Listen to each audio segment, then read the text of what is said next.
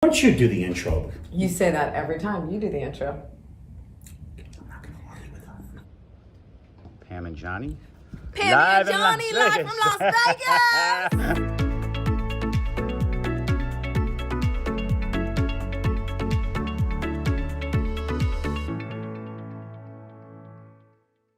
Hello, everyone, and welcome back to eXp Live from Las Vegas. This is episode 12, season 2, episode number 2, and I am with the one. We have a season?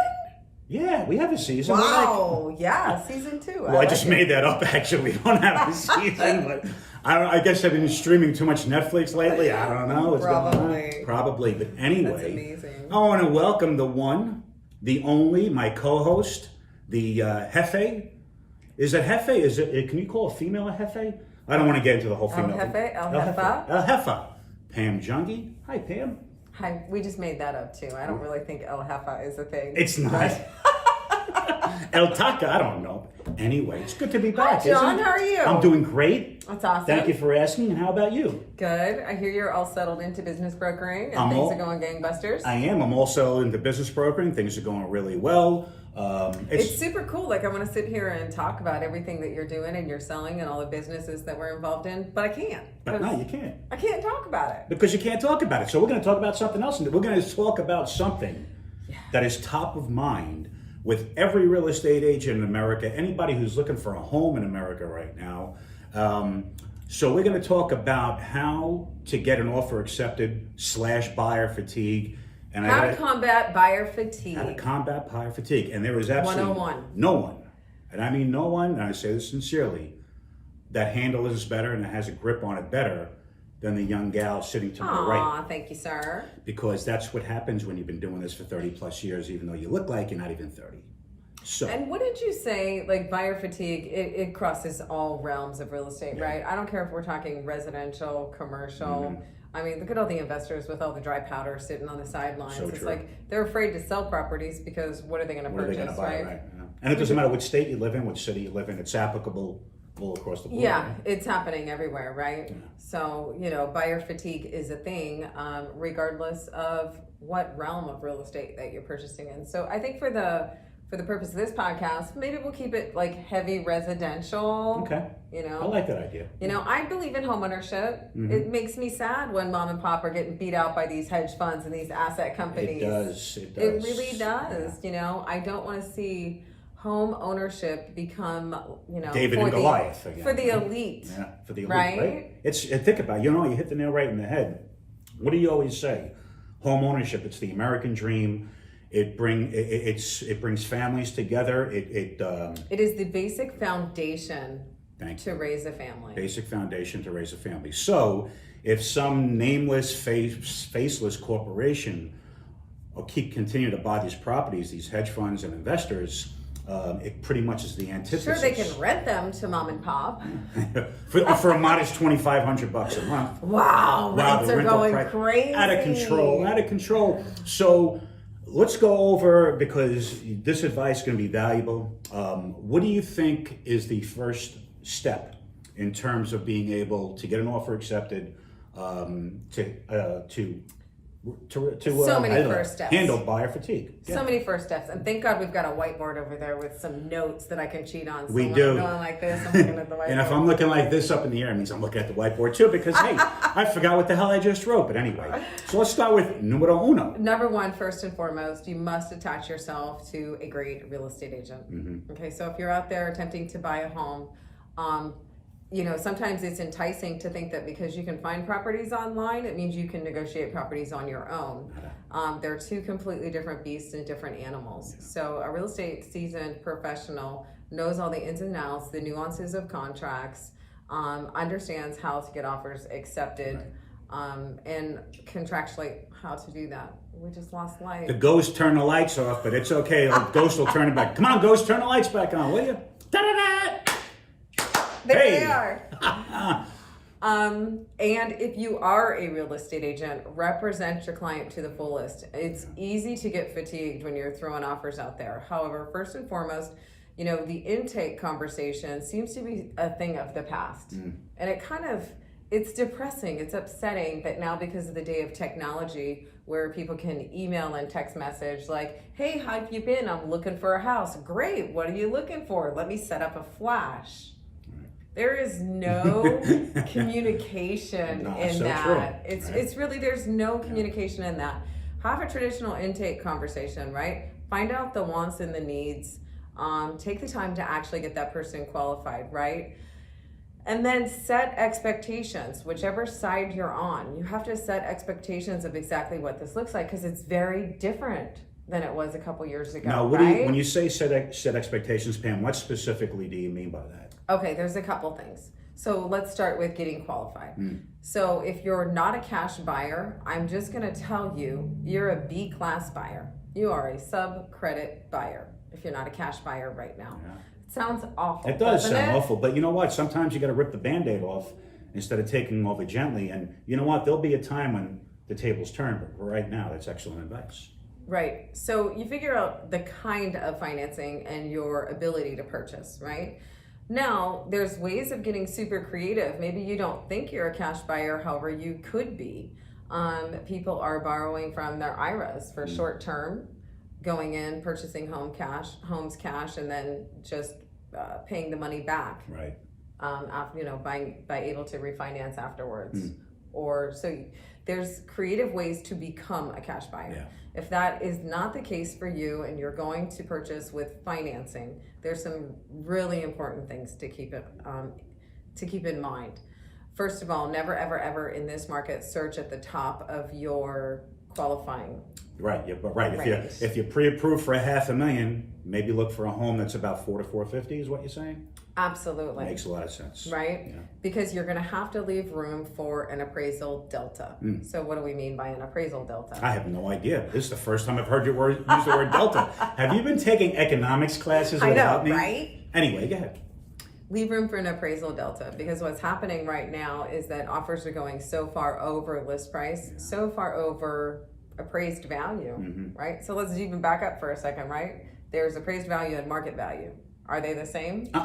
What are they? What's the appraised value? Well, the appraised value is what the appraiser thinks that the home is actually worth. Now, the market value is what based on historical data. Correct, and the market is what the market value is what's going on right now at this moment. It's what a buyer's willing to pay for it. Buyers want to pay for it. Absolutely, 100%. So you want to leave some cash on hand to pay the delta between the appraised value and the purchase price, because I guarantee you there's going to be one. Yeah, right? For sure. So you never search at the top of your qualifying range, because you're going to have to leave some wiggle room in there to pay over and above. Now, how do you navigate that with a client that has, in their mind, okay, I'm approved for $500,000. Let me look for a $500,000 house. Like, how do you handle? It's a little bit. So the first, let me tell you how I handled that. Please. The first conversation is, back in the day, we used to say, let me look at the comps so we know what to offer, right? It's still kind of the case. Okay, you're looking at comps differently. If you're the agent and you're not doing these two things, you're doing your client a disservice. Number one, when you're looking at the comps, sure, you're looking at what you think the house is going to appraise for, because if somebody's getting financing, that's a huge part of the equation, right? Absolutely, of course. I need to be really certain what I think this property is going to appraise for, so I know how much cash they're going to have over and above that. Right, not to interrupt you, but one valuable tip among the many that you've given your team over the years is that contact other agents who have sold homes in that subdivision and similar properties, find out what the property's appraised for. Well, find out what they appraised for, and if they're in escrow right now and they're going to be closing soon, meaning during the time that you think before your appraiser might get out there, and then they will become a hard comp, see if you can get a little information out of that listing agent and find out where that appraisal came in, because the market's moving so quickly right now. It could be supportive in your client having to come up with less cash for the delta, because it's probably going to increase the appraised value, right? Correct. And so sometimes you can even navigate like, hey appraiser, give me 2 more days. I just need that deal to close, right? Yeah. Just give me 2 more days before you go out there. I need that deal to close, and we're golden, right? So if you're an agent and you're not doing that, data mining the most current information you can on properties that are in escrow, closing soon, and figuring out exactly what you think that property is going to appraise for, you're doing your client a disservice. Second of all, when you're running comps, it's more about trying to determine what the average percentage is that the houses are selling for over ask price.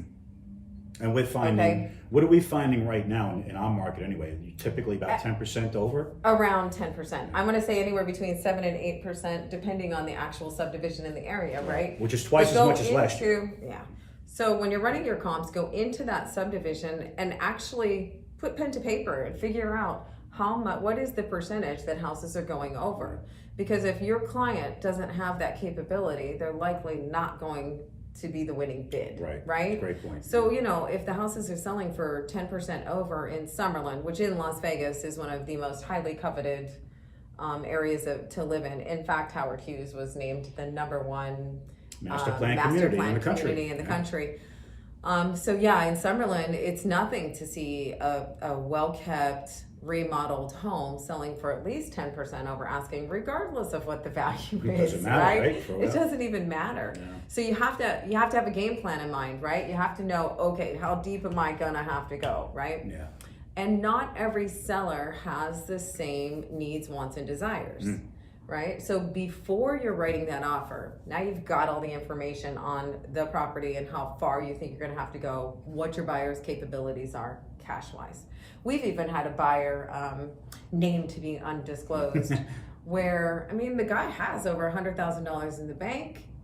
He's financially stable, A+ paper. Great career. Yeah, we had to move him down from putting 20% down to putting 5 or 10% down in some cases, so he could reserve his cash to pay the difference between the appraisal and the purchase price instead of down payment, which in essence, it does become down payment, right? Correct, yeah. Exactly. It's a great point. So don't let the 20% down get into your head. If you're in that type of situation, act accordingly. And act accordingly. Restructure the offer such that you can prove the cash on hand. Qualification on paper, cash on hand to cover the difference, to be in a better position to win that bid. Great advice. And then talk to the listing agent, find out the seller's motivation, right? So important. Sellers are motivated by one of two things. What do you think they are? Money. Exactly. This is the Italian, I think it's the Italian signal for money. Well, not signal, but whatever, you know what I'm saying. Is it? It's not this. Anyway. It's not this. Not this. Anyway, get money. Who's going to put the most cash in my pocket? Right. Honestly, they don't want to hear the love letters. They don't want to see the faces behind the written paper. Yeah. They just want to know who, at the end of the day, is going to put most cash in their pocket. Now, that seller is not always motivated by a cash offer. No, sometimes, and I had this conversation with a client this morning. They want to sell to somebody who's local. They don't want to sell to an investor. Okay. Well, that would be like a touchy-feely seller. Yeah. Touchy-feely. Yeah, that would be a touchy-feely seller for sure. However, they usually only have two motivating factors. One is money. Right. The other is time and surety of close. Correct. Right. Maybe they've found their next dream home. Right. So they just want to make sure whoever buys their house is actually closing the deal. Right. They might be more enticed to take an all cash offer. Right. So when you're representing that buyer, when you are that buyer, you're going to the seller, you're finding out the motivation so that you can write that offer accordingly. Yeah. You want to hand the seller everything you can on a silver platter. We're doing free rent backs. I despise post-possession. The first thing you taught me, do not do lease backs, but you know what? Today it's actually a valuable tool in the arsenal if you're trying to get a deal done. It's a valuable tool. And not only that, it supports families in making the moves. Correct. Right? So when done correctly, use a post-possession addendum. Please don't practice law and make up your own terms in a purchase agreement. Yeah. In Nevada, in Las Vegas, LVR, we actually have a post-possession addendum that covers who's taking care of the repairs. Listen, if you're in a post-possession status and the air conditioner goes and it's August and 115 degrees out in Viva Las Vegas, Who's paying to fix that bitch? Me.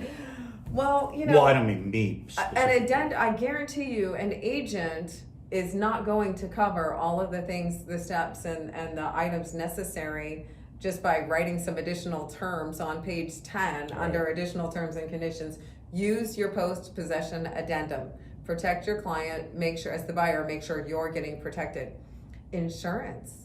Hey, listen, when the seller is staying in the property after they own it, they should be switching their insurance from a homeowner's policy to a renter and a landlord policy, and the buyer now has kind of a landlord policy. It's very weird, right? It's very intricate. Yeah. But everybody wants to make sure that all the bases are covered, and that, you know, I don't know why I'm cussing a lot today, but if the shit hits the fan, you just want to know who's responsible. Exactly. And who's paying for it. You know, somebody's smoking on the couch and sets the house on fire. You want to know, hey, who's going to have to pay for that?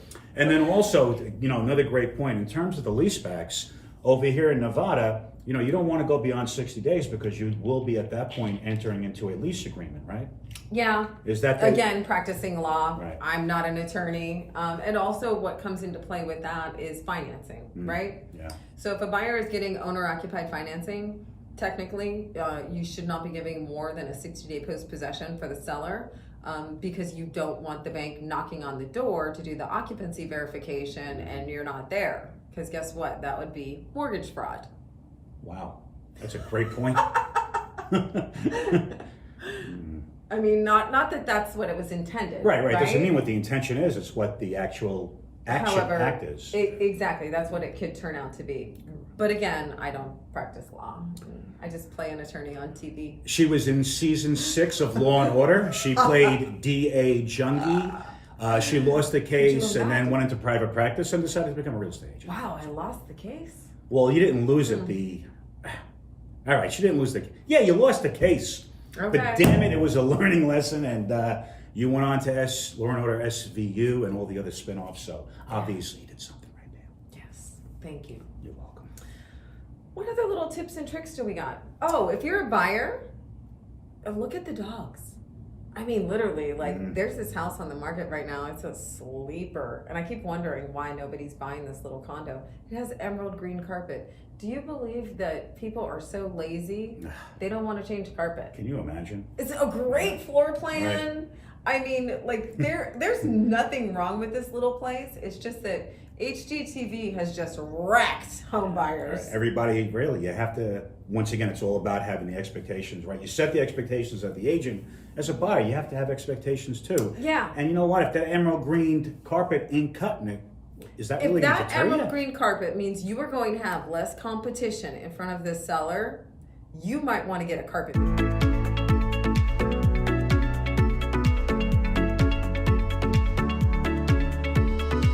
Here we are, and we're talking about how to combat buyer fatigue, right? Yeah. It is a very relevant conversation. People have been going through this for quite a while now, but I mean, how long do you think this is going to last? Honestly, interest rates are going up. Inflation is crazy. I mean, we're probably headed to a bubble, right, John? I don't know about that, Pam. I mean, look, interest rates are definitely top of mind of every conversation. But the fact of the matter is that homes, at least right now in our market, any market throughout the country, supply and demand is the number one factor. So it really doesn't matter in terms of interest rates, especially with cash buyers. Cash buyers, they don't give a good hoot about what mortgage rates are. Don't let interest rates, mortgage rates get inside your head or your client's head. Everything is based on supply and demand. Yeah, there's a couple things going on. The supply shortage is real, and it's not going to be corrected overnight. People still need homes. Yeah. And the second thing is that I bought my very first house when I was 21 years old. So that was 22 minutes ago. That was 31 years ago, and my interest rate was 5.5. I'll never forget the day I locked at 5.5%, and it was beautiful.